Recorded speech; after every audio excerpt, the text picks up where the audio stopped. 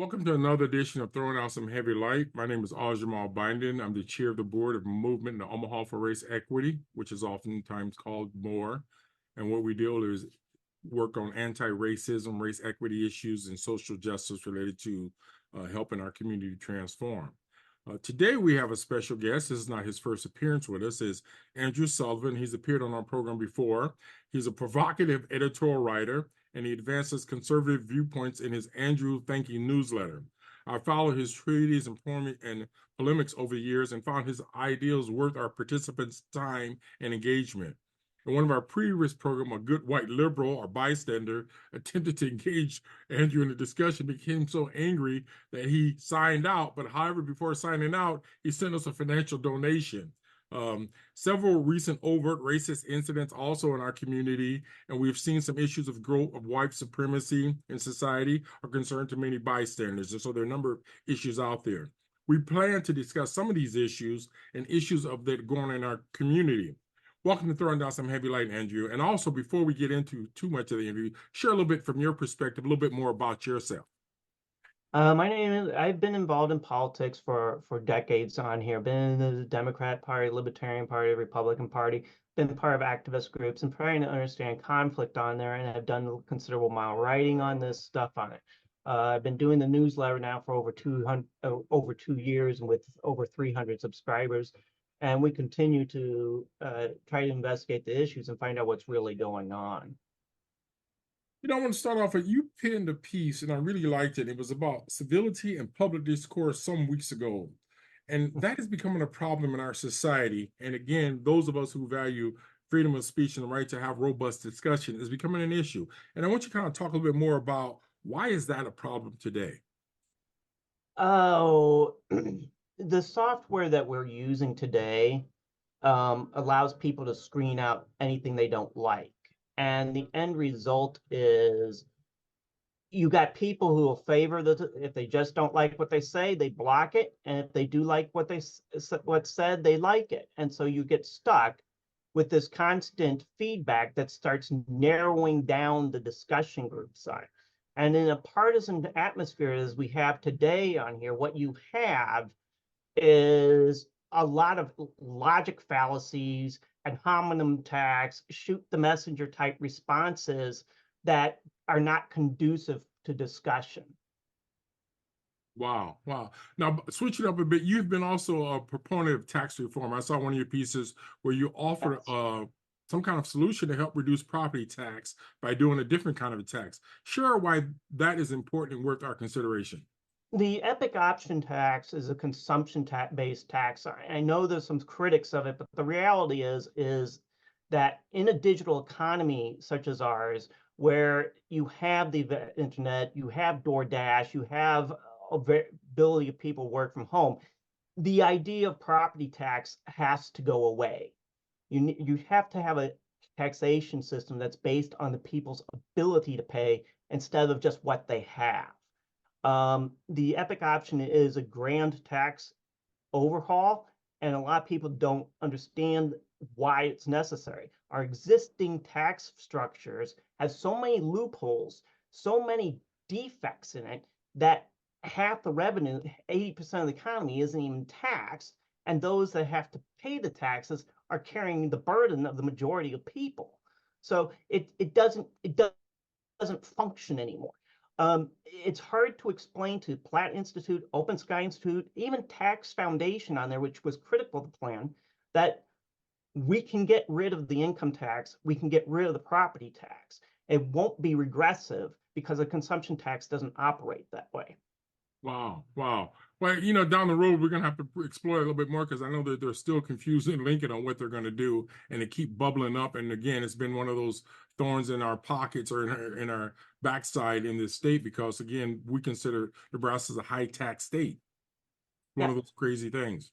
The funny thing about this is everyone complains about sales tax and the consumption tax being regressive.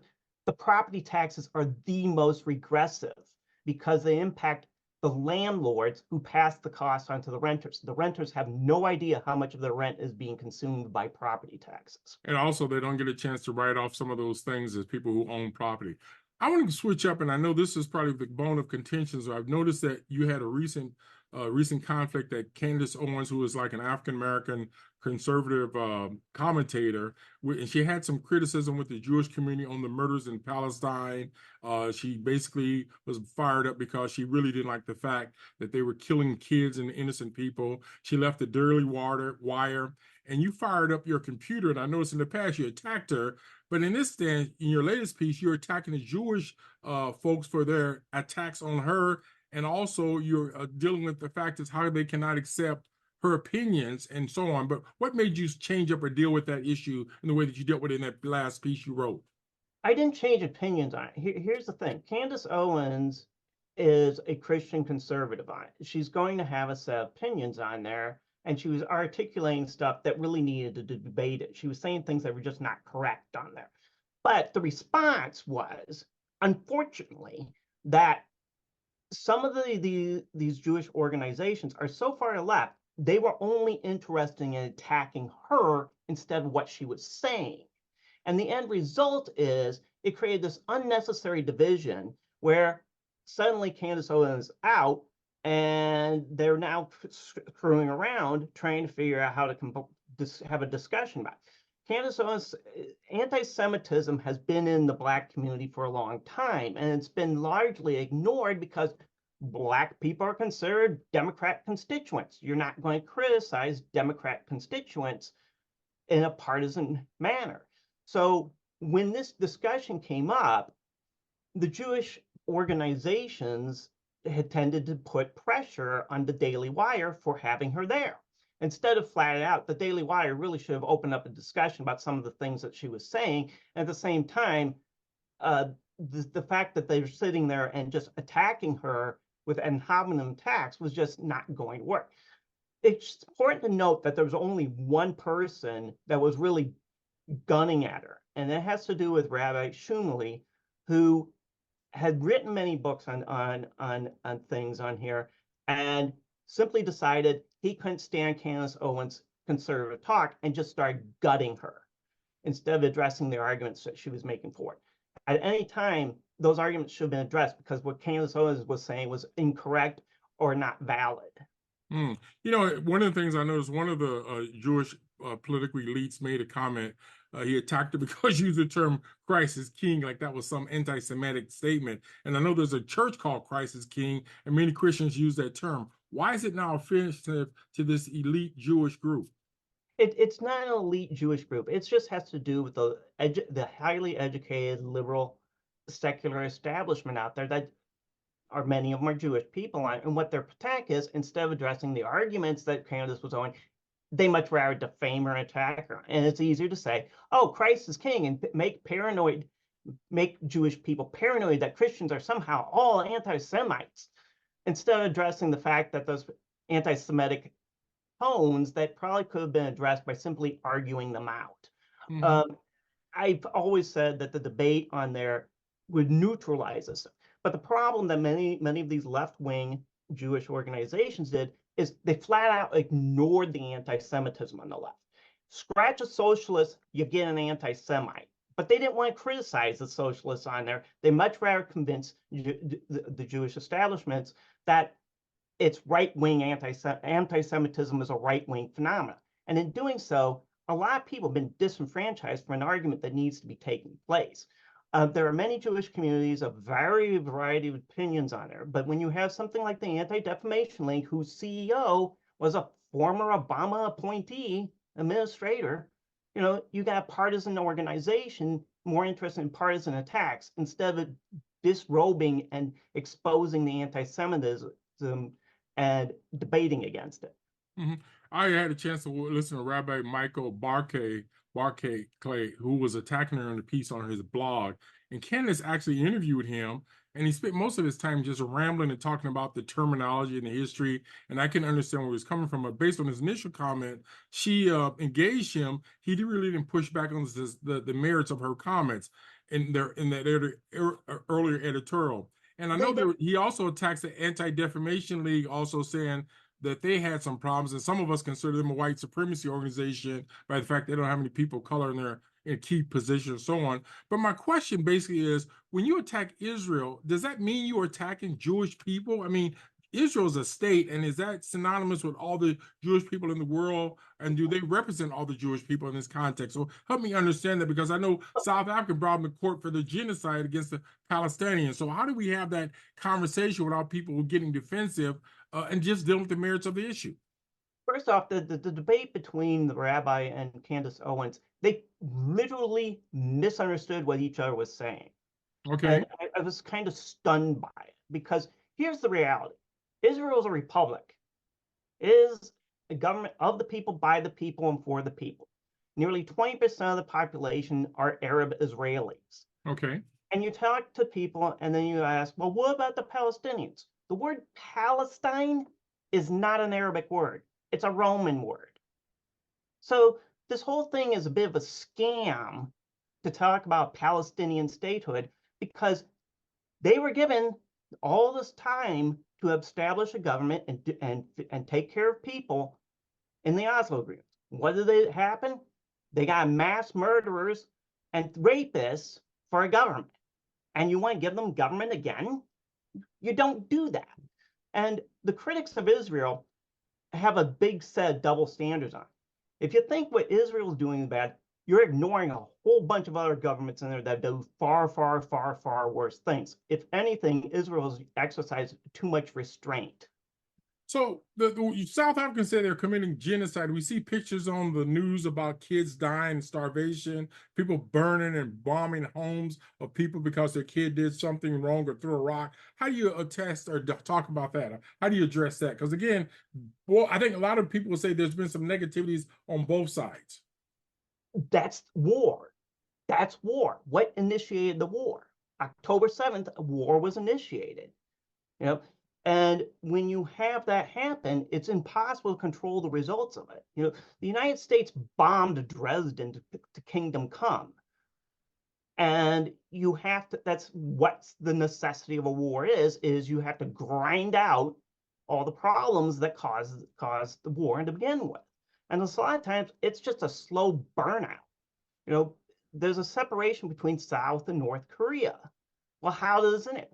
Technically, they're in a state of war, but there's no hostilities taking place. I want to switch from that topic to a different topic because I know locally I want to bring this close to home. Yeah, I know that you've been a long supporter of conservative ideals, the Republican Party, and some of its annex and so on. Please help us understand the dilemma. There are community folks who are attacking the mayor Stalter for harebrained ideals such as moving the Omaha Public Library, supporting the police chief with his racism. And one example is there's been 62 complaints last year, but yet they found nothing on the side of the people in the community. They just lost a lawsuit on sexual discrimination because of doing the retaliation dance. This administration just recently paid out $300,000 for sexual harassment in City Hall that occurred over many months. She does some argue that she doesn't spend enough time in Omaha. She attacked the former police chief Greg Gonzalez, who was named director of 9/11. And Ben Salazar, who's a community activist, wrote that she should resign. Ricky Fulton email indicate the mayor's losing her mind, and he emailed city council members to take some kind of operative or action to intervene on her behalf. What do you make of the efforts to for her to run as mayor again? And also, some of her directors have articulated to the media that she's a micromanager and apparently she doesn't read the tea leaves. And I know you supported the Republican Party, but what do you think about all this stuff that's going on with our current mayor? Well, the allegations of races, I really have to give you a word of caution. So if you're going to throw the word racism around or white supremacy, you have to be careful that you're not accusing people of witchcraft, basically, because that's how it gets interpreted. You have to show there's been a real injustice on there. And that's what was done with the courts on here. So the courts are taking action against bad behavior on there. So those matters are being addressed. I do know there's a bit of controversy about the development of the city, such as the use of TIF. The crossword development is still a pile of dirt, and a lot of people are questioning about what the name. But as far as the libraries, that's part of the changes in a digital economy, and a lot of the people, you know, our age haven't come to terms with it. Those technologies are going to be shaping our future on there. So Where does it go? Don't know. Mutual of Omaha is going to build this skyscraper, and I just have doubts if they're going to be able to fill it. Yeah, it's kind of interesting. After COVID-19, more and more people are working from home and so on. So it's almost like, why did we do what we did in terms of that whole trade-off? And again, some people are concerned that there was not a lot of feedback in the community or a chance for the public to have more say so or weigh in on that. So again, that's led a bad taste in many people's mouth. If there's going to be real change in the city on it, it has to completely redo its transportation system. The metro, Omaha metro system is a disaster. A I mean, joke. basically outside west of 72nd, there is basically no worthwhile public transportation. The West Side School District has no buses going to it. There's no way for a student to get there. All of them have to take cars to get there if they're more than a mile away. Wow. So Sad. you talk about those type of developments, but the city doesn't think the people of Omaha don't realize how different one part of the city is compared to the other. You've got people that are in way east of 72nd Street who rarely go west of 72nd Street and vice versa on it. So there's a real division there. Wow, wow. By the way, I noticed that some years ago you started attacking Congressman Bacon, Don Bacon. And why, one of the things is, why are you so hard on him when he's trying to stay elected? I know he's a friend to many of the African American elites, and he's also not seen as a progressive congressman in this district for some of us. Some would say he might lose this election if the Democratic base turn out to vote. What is Congressman Don Bacon's fault to keep you on his case as a fellow Republican? Well, there's a couple of things going on here. He's trying to say he wants bipartisanship to work. Let's be blunt. Democrats never let bipartisanship work. If that was true, if you thought Bacon was good, all of you out there that were Democrat was switched to Republican to make certain he stays in office. That's not what's happening. What's happening is that Bacon, like Fortenberry, is getting too deep in the lobbyists that want subsidies for their businesses on there. And that's basically what's happened with this Main Street Republican Fund. I've been critical of it. But the big part in this, that in this election, what's going to cause him to lose the primary, I think, is dealing with Kevin McCarthy. And a lot of Republicans are in denial about what he did. Kevin McCarthy kept going with the continuing resolutions, and the continuing resolutions is what's putting our country deeper and deeper into debt. Wow, I just saw recently that the Sarpy County Republicans also censored him. That was kind of weird. What was that about? It's the same. It's part of the same avenue that's been taking place. Look, Lee Terry had this same problem, and I try to explain to Lee Terry. He says, "Look, you're weak on economic issues, and you're keeping supporting these lobbyists that want subsidies." And I told him, you need to break out of that lobbying group, otherwise you're just going to be stuck going nowhere. And Democrats have to be careful about that too, because they think they can just keep on spending. And I got news for you. If we keep spending what we're doing, our cash is going to be worthless. You'll be a millionaire, but you won't be able to buy a loaf of bread. You just alluded to, Andrew, that they support their private interests or their company. Don Bacon doesn't have any kind of private company, does it? He's supporting, because you alluded almost to the point, he's supporting something that's somewhat illegal or wrong. Well, it's not a matter of being illegal. That's not the point. The point of what the bills are on there. If you keep passing continuing resolutions, we've done this since Pelosi was House Speaker on it. We've been doing this stuff for over a decade now, and it's just bringing the country deeper in debt. Eventually, you're going to have currency that doesn't buy anything, and because eventually the investments in our debt will fail. And that's one of the things that people just don't understand. Wow. I'm gonna switch up a bit. I know that we've been talking about Congressman Bacon, but I'm gonna switch up and talk about education because that's a big bone of contention for many people. Many white educators oppose tax credit for private schools despite getting legislation that was supported by two African American state senators, the bill that just recently passed. The Omaha Plantation schools have never educated African Americans on a decent level, as indicated by data and outcomes. And again, we can prove that if they show their data. What is your position on the Nebraska Opportunity Scholarship Act, and would that allow public and dollars to go to private schools, and we shouldn't have that? What do you think about that whole issue? The act is good. It should be kept. The efforts to repeal it are idiotic. And why would Uh, you say we, that? Why would you say they're we idiotic? we we give public funds to private universities. Why can't we give public funds to elementary schools? It doesn't make any sense. They trying to say that, oh, we shouldn't give money to private schools. We do when it comes to universities and colleges. So why can't we do it at the secondary and elementary level? Doesn't make any sense. I think what you're seeing here is just a flat out power grab. They don't want to lose power, and that's particularly true of the Omaha School District. It covers much of the minorities in the state of Nebraska, and it's a monopoly for many minorities. OPS is a monopoly. All right, there's no Right. way getting around it. So unless this scholarship thing stays in place, you know, a lot of poor and minority races and ethnic groups are going to be hurt very badly.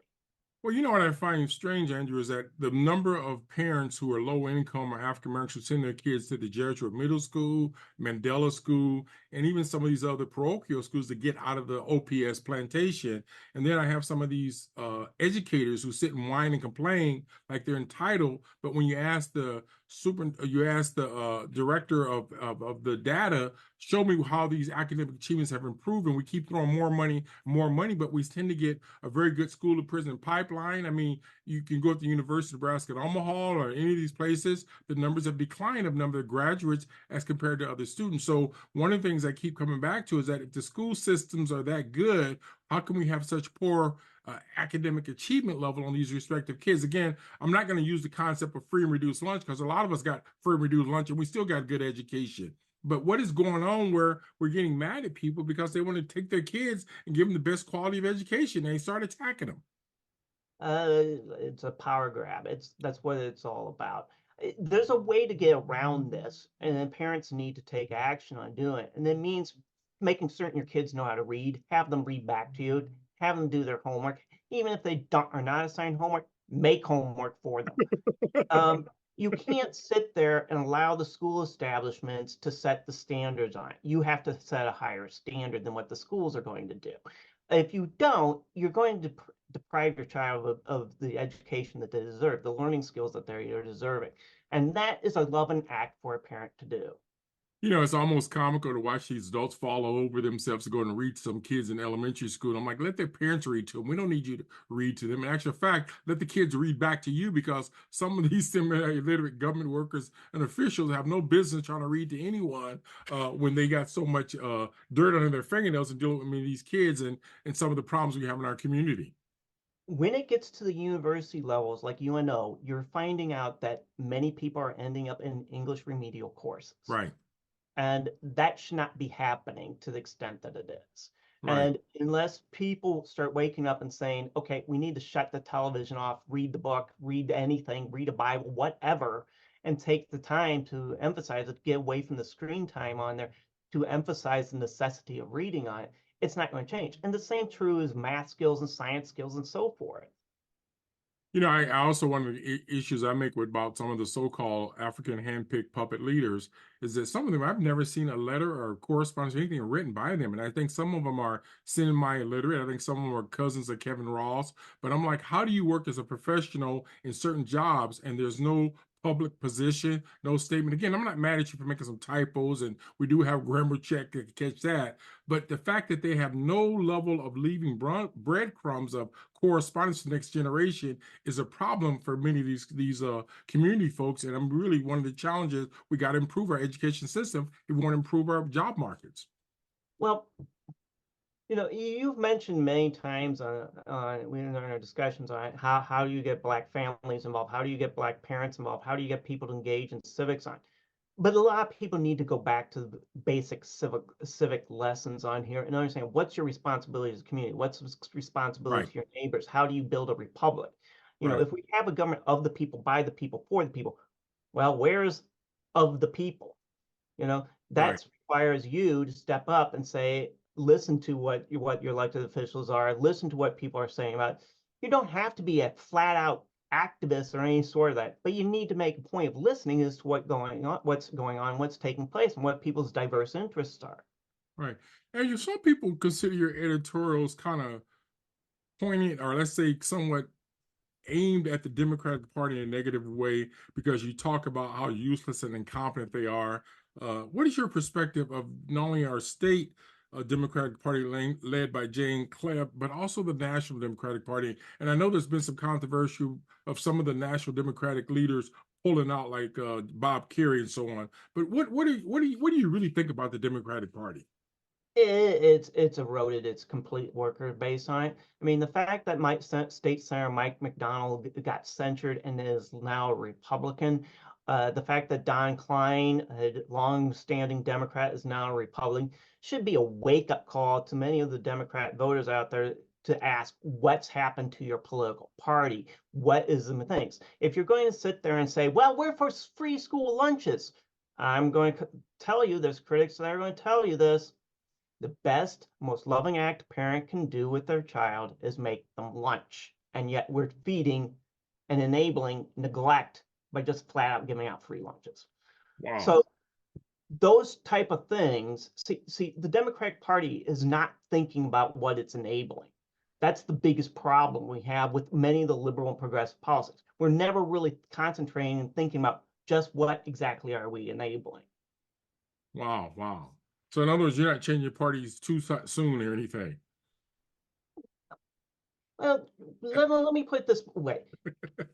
If all the Democrats listening to this show are tired of listening to the Democrats saying, if they all just simply registered Republican today and still voted for Democrats in the general election, they would create a headache for the Democratic Party because a lot of people are going to ask what the heck's going on. But you get people that register Democrat and then don't show up to vote, or flat out, oh, they're just going to vote party line and not care about what the policies are. The Republicans are evil, therefore you can't vote Republican. That's not policy. That's not civics. Wow. I know some of us, I've been a lifelong independent, so I've never drank from the Kool-Aid, but I do find it somewhat sad that some of the folks who lack cognitive process, or at least lack rapid eye movement, are in positions of leadership, and they don't even know how to engage the community. I know years back, I'm not going to mention names, but they were paying $300 and $400 for somebody just to sit in the office all day, and they wasn't registering people to vote. And then, of course, you see some of the silliness going on in the party, where they really just assume that African Americans going to jump on their bandwagon or their paddy wagon and just vote for imbeciles who really don't have any social capital or footprint in the community. And so all of a sudden you see their faces come up on the time of election day, but you never see them throughout the whole few years. That's up to the civics again on there. If you're not engaged with the system at some point on there, it turns into being an absentee elected office. Mhm. We're getting down to about or close to the halfway point, and I always want, before we get to the last point, I wanted to say, Andrew, what motivates you to stay involved in civic and public policy and write those editorials and letters that you do? What drives you to do that after all these many years? Um, a lot of it has to do with some of the rancor of the partisan rhetoric, and it also has to do with the fact that much of what's happened to the news media over the last 20 years has left a void of actual public debate, of actual understanding policy and what government actions do. I mean, we sit there and we wrench our hands and shoot the messenger every step of the way, and then there's no real discussion. I'll give you about just how bad that is. The Lincoln Journal Star one day had nothing but anti-Trump letters published, as well as an anti-Trump cartoon. And it was all full of baloney garbage that just didn't make it, that had already been debunked. One of the problems we're having with this is there's a media out there that just hates Trump for the sake of hating Trump, and they'll lie about him. And then I have to go back and listen to a 90-minute speech to find out from Trump to find out that's not what he meant or said. And a lot of people are finding out that's what the media does. It's engaged in defamation. And so when I sit there and write these articles on there, I'm always trying to unglue or uncap something that's just baloney. Wow. Any other closing comments before we throw it out to, or any comments you want to make before we open it up to the participants, Andrew, at this point? And no, go ahead with the questions. So, folks, at this point, what we do on the program for those who this your first time, we open it up for you to raise questions, comments, reaction, push back at Andrew on some things he's said. So, raise your hand, or you can talk directly to him, or you can type it in the chat. So, looking forward to hearing from some of the other folks who are participating. And we also are on Facebook Live. So, if somebody wants to comment there, let's see if we can convey those messages to Andrew.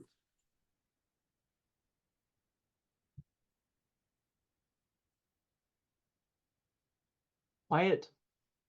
Church Mouse, huh? much, much silence. Uh-oh, you must have been very thought-provoking here, or something like, okay, we can't respond to him. You know, one time somebody asked me why am I so critical of the OPS. Is like I've written so many letters to them and I pay property tax and I cannot believe how they don't respond to the letter. They don't talk to you. And again, you can disagree with me. And one of the things we do today is a good example is there are many points we may disagree upon, but we do have a level of civility to let someone articulate it. One quick question to you. Are you a big Trump supporter? Because you talk like that right now. Well, here's what forced me into Trump's camp on it. I mean, You 2016, well, hold on, use the word force me to the Trump camp. forced. Yeah, Force. yes, I would say forced because here's how idiotic all this discussion is. Trump is actually a conservative Democrat, and he's really got pushed out because the Democrats have abandoned the working class people. And Trump comes in here and just nails the news media left, right, and center. And what was really terrifying is they kept saying, well, Trump said this.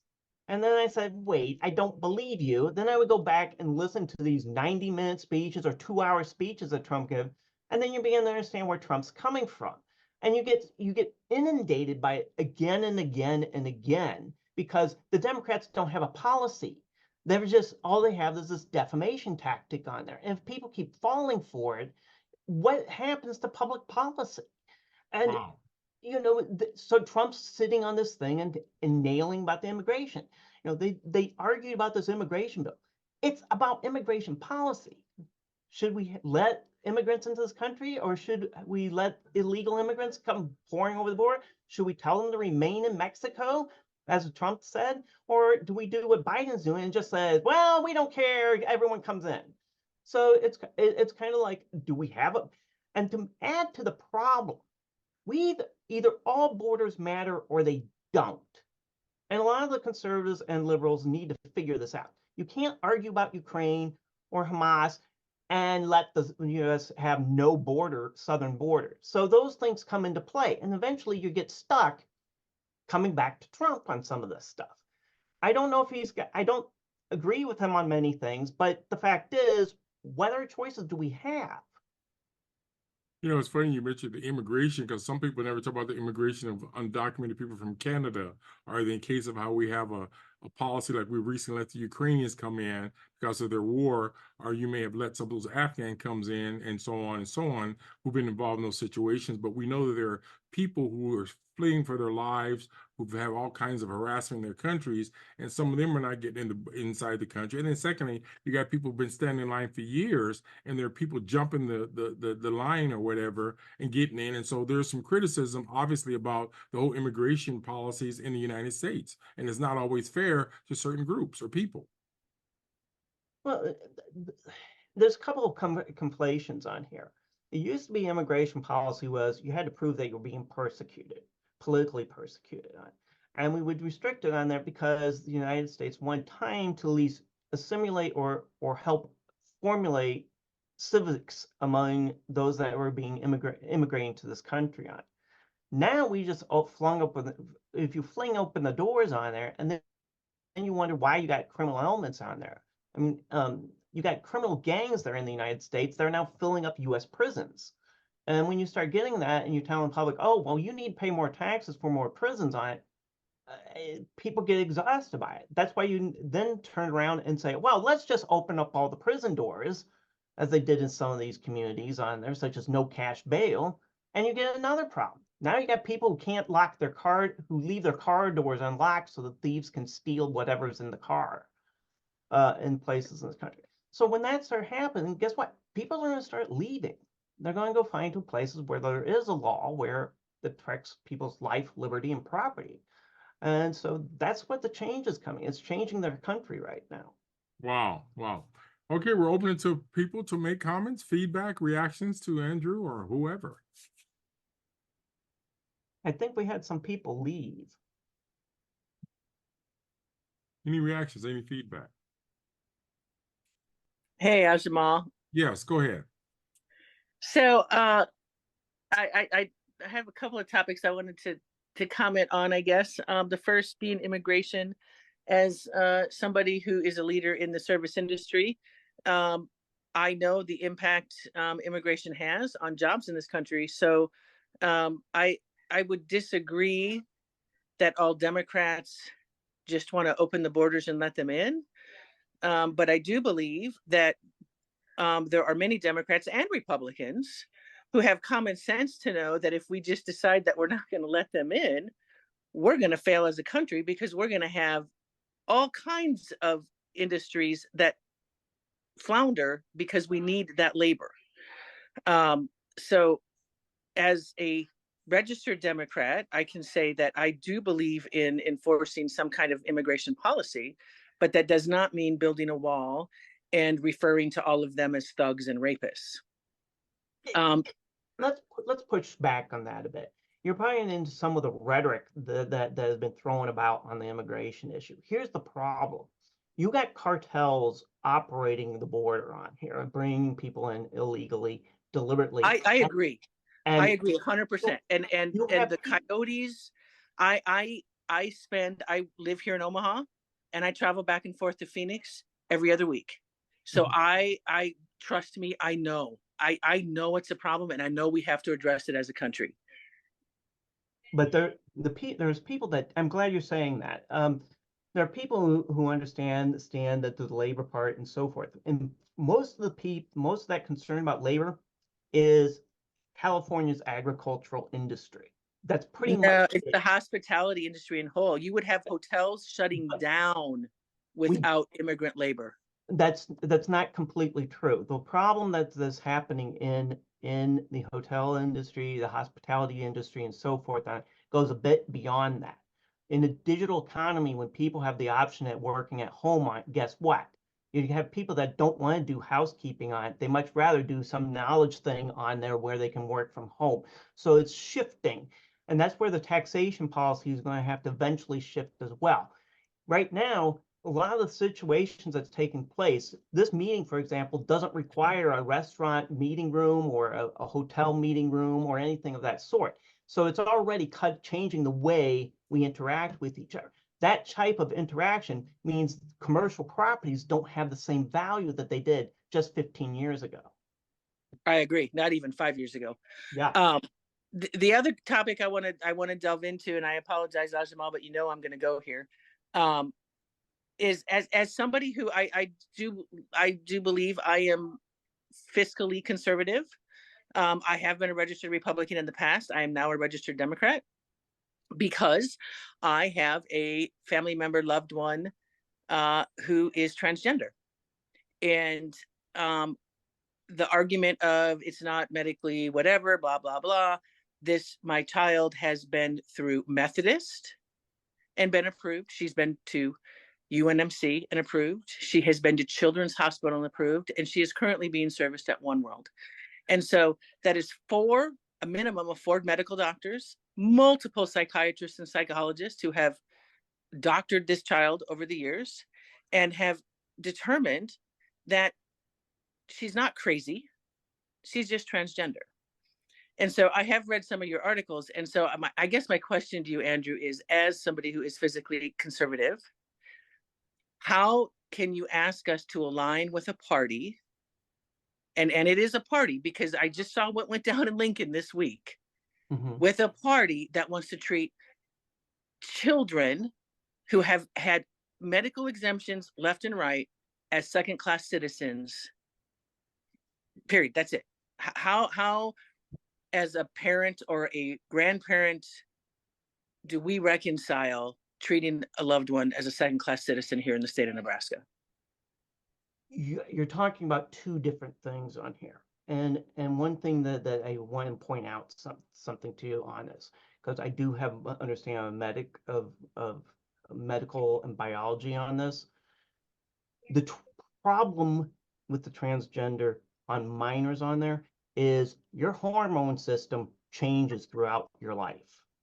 One of the reasons that people are objecting to this is some of these minors are going to get to the other side of the surgery and grow up and grow out of it and realize they made a mistake. And that's happening. One of my arguments is you have to consider that the soul doesn't have a race or gender on it. You can be genderless. You can be non-binary, but still have a biology that is not in line with that. That's not necessarily a problem. We've decided it is in some of the parts of our community. But by the time you grow up on there and you try to figure out where you stand, what you are, it becomes a different matter. One of the reasons Caitlyn Jenner was already a dad, already had children. He knows why he feels better as being a she.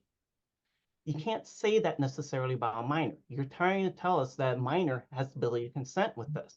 Just as like saying, but the minor doesn't have the ability to consent to sex. Why are we allowing them consent to gender changes? I would just So to this operate against the biological change and deal with the mental frustration of having to deal with having a sense of different gender. So I truly do believe these type of discussions have to happen. But as somebody who's been involved in this for 13 years, I have spoken all throughout the country. I have, like I said, I have a loved one. I do not know of a doctor who would ever perform permanent changes on a minor, especially here in Nebraska. I mean, if they exist, I certainly haven't found them. In fact, just had a discussion just at the doctor today, and discussing what happens at 19 and 20 and 21, because I agree with you. No child should have permanent changes done to their body, because at 12, 14, 15, 16, even 17, 18, I agree. You don't, how can you make lifelong decisions? Shoot, most people don't even know what career they want to do at 21, let alone 30, right? But what the state of Nebraska has done is to try to isolate these children and basically say, you can't use the bathroom. I mean, there are transgender children who have lived in the life of the gender that they feel their whole childhood. And that doesn't mean that they've had surgery. It just means that they present, right, as male or female. And so now you're saying maybe for a 16-year-old, 17-year-old girl who has presented as female her whole life, they want to put her in a male bathroom and they think that's safe. She still has a penis. She's still biologically a boy, right? But because our governor and whoever decided that because a birth certificate says M instead of F, they should put her into a very dangerous situation in public settings and force her into a male bathroom. Let me give you an idea of what one of the things you should be attentive to on this. In the performing arts, women could not perform in ancient Greece. It was all done by men, and men did the female roles. Dressed as drag, correct. Even today, we have people that can do amazingly drag. They can pass themselves off as such. But we do limit this to adults on there. And there's a reason we do so, because adults know how to handle difficult situations on it. Many of us are not going to freak out if a supposed woman comes into a man's room and uses the urinal. I've had that experience, all right? The problem is when you're dealing with youths on there who can be easily confused to think they're Superman or anything else, is that you're really putting them in a bit of denial. You have to make certain that they're understanding what their biology is. And even if they disagree with it, it doesn't mean they can't have fun being the other gender. All right. That's problem is is trying to carry out public policy. The schools have a responsibility to just make certain kids are educated.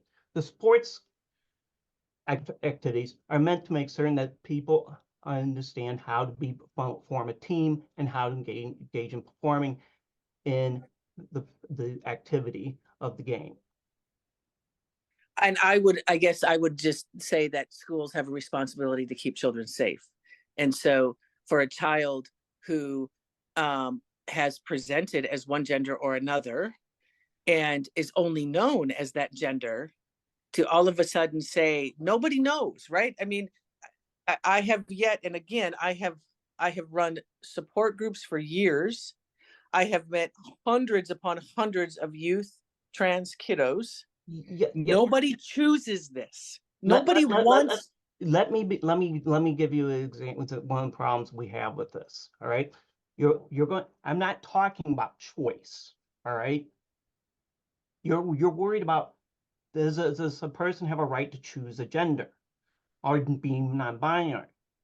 That's an adult decision to make. All right. What you're running into on here is you got people that are exploiting this situation on there for bad reasons.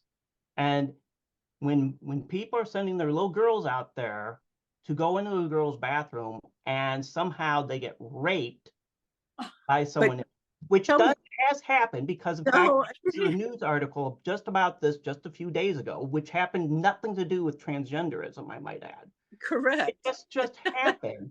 So the thing is, if you want to talk about hall monitors for bathrooms and so forth on it, maybe there's a bit of an open discussion about this. But sometimes one of the biggest things is there's a reason we have singular unisex bathrooms on here. There's a reason we do that. Some people have a disability. Some people are transgender. Some people have other have other concerns that need to be addressed.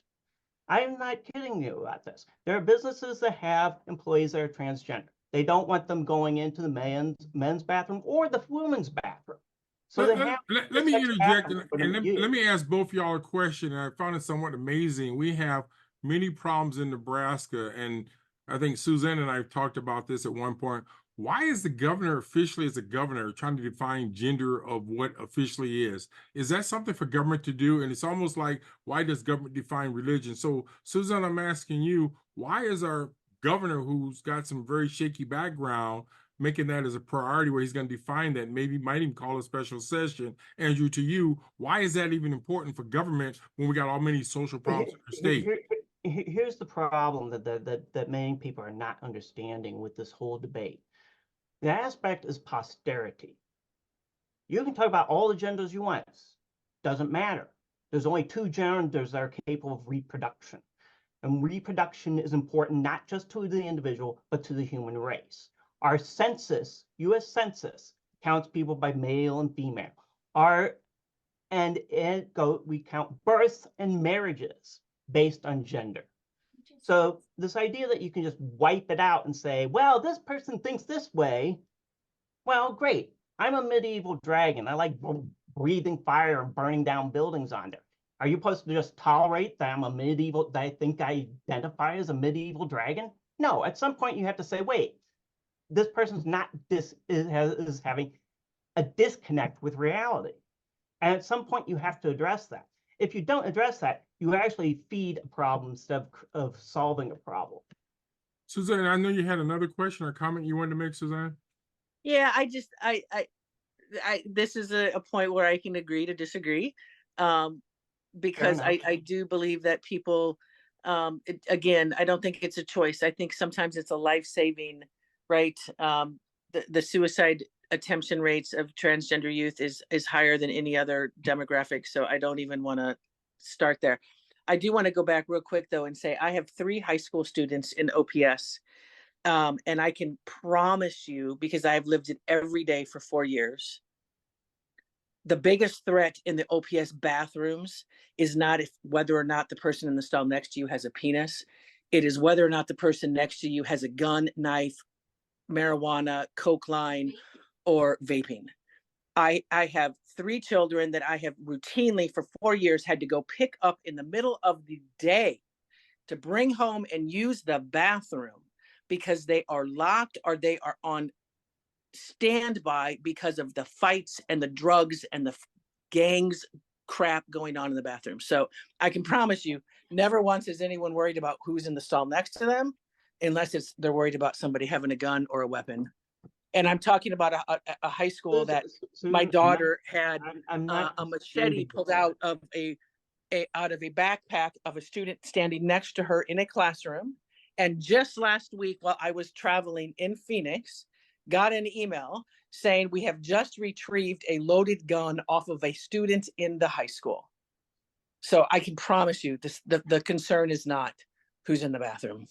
Susan, I understand that, and I'm appreciative of the problem on that. I went through a public school system where a vice principal threw a student through a glass window, all right, because the kid pulled a knife on him. Those type of things happen, and they're definitely a problem, and that's one of the reasons this public school system is kept failing to teach people on it. The reason I brought up the bathroom example is there's enough concern that you got parents that will homeschool their kids instead of take that risk in sending them to a school that acknowledges transgender to use the opposite bathroom. That's the reality. So you have a division in society there that neither of us can really solve. And that's the diversity of a community that's having a cosmopolitan view. So you're going to have these different educational systems. You're going to have different bathrooms. We have bathrooms for families. So a father can go in and change the diaper of his daughter. So this is a workable solution. But the reality is we have to accept the diversity of a community on there, while at the same time not thinking our own priorities should have a veto over everything else. Wow. You know, we're getting we got one question kept in the queue, and I want to throw this out. This goes back a little bit earlier, and I think it relates to this conversation. It said, what are we doing to make civility and conversations basically happen more in Omaha? In other words, we need to be more transparent. We need more honesty. We need more truthful dialogues to occur. And obvious, that's what we're doing a little bit today. But what else can we do beside what we do to make that happen? Because it seems like we got too much divisiveness in our society and in our community. So what are some of the feedback on that one? Are you referring to me on that? Well, either, whoever. How can we increase these conversations so that we don't have some of the craziness that's going on in our community? In terms of, We need more discussions like this, Ajamal. okay.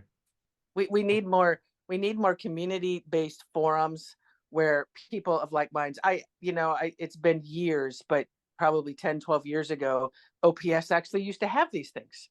Mhm. I remember sitting at the TAC building across from families who vehemently disagreed with me on LGBTQ issues, but we could sit and have a discussion on them and not leave the table angry.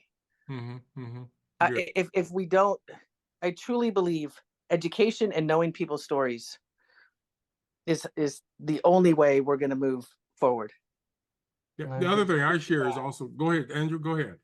Andrew? There's truth to that on there. I think one of the problems that we're going to have to address, though, is the amount of screen time on there that is not involved in discussion on it. I think people have lost, in the social media sector, people have lost the ability to have a conversation, to have a give and take conversation of ideas and thoughts. I mean, Susan and I have done that here. You and I have done this here. But I think it's a lost art. And sadly, trying to explain that to people is becoming more and more difficult. The World Herald has cut back on the letters to the editor. They've cut out their public comments. The Douglas County Commissioners ended public comments on their agenda, and it following something that the City Council had done over a decade ago. And we keep narrowing the discussion fields on there. Changing that and reversing it is going to be a real big challenge.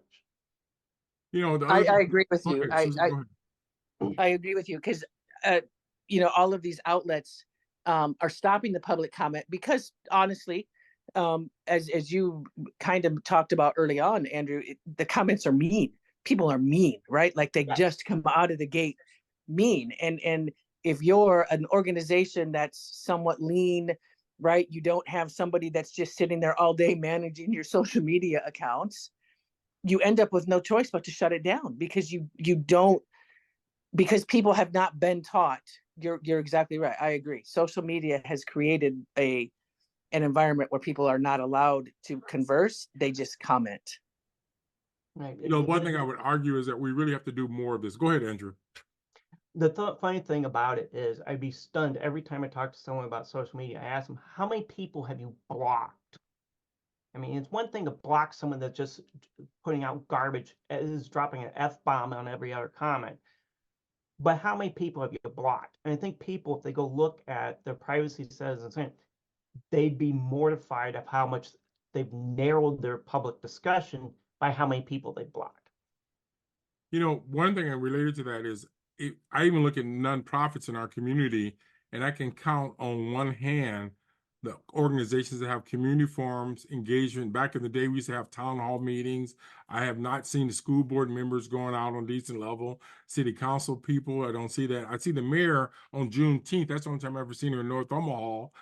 Some of her underlings, I don't see them engaged, but we have to get to the art of facilitation and getting people in the room, because you can't have a planning department or the finance department or whatever making decisions on behalf of people who help pay the bills. So I would love to see these entities at least have 1 or 2 or 3 events a year where they're bringing open to the public, and particularly the public that supports them financially. And so again, after we pay our property tax, we don't even get a little holiday card or anything. So again, I think that may increase the civility, and as well as create the opportunity for us to get to know different parts of our city. And again, we look at our city, we are definitely divided racially as well as economically.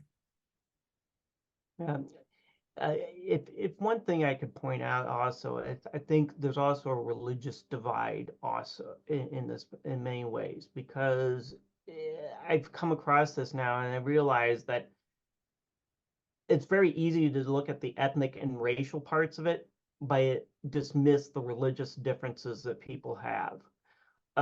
Because religion does carry ideas on it. It doesn't matter what I mean, it'll vary by religion and so forth on there. But the interaction between such groups and understanding their motives and understandings of things on it isn't fully appreciated or understood. I think that part of the conflict in our society is not being addressed on there. I think it's being dismissed. So, Andrew, are you basically saying religious people and people who are grounded in their religion can let other people inside their temples or holy places or shrines engage in conversation on their religion? Help me with that one. Well, some time ago we had talked about the tri-faith group on there, and I was kind of a little bit dismissive about it because a lot of times they don't want to have the actual religious conflicts and differences on it. And not too long ago, you had a series of clergy that said that Israel was committing genocide against the Palestinians, not understanding what a war actually is and what was wrong with the Oslo agreement. And I had to sit there and try to figure out, says, how did they become so isolated that they couldn't see what the problem was? All right. I mean, it stuns me how many people on the left, and as well as some on the right, but the far left is they became blind through their own censorship of criticism, that they ended up embracing ideas that led us to a disastrous divide and conflict. It's stunning when you see someone like Mike McDonald just flat out flip to the Republican Party on it. I thought that would never happen, but it did.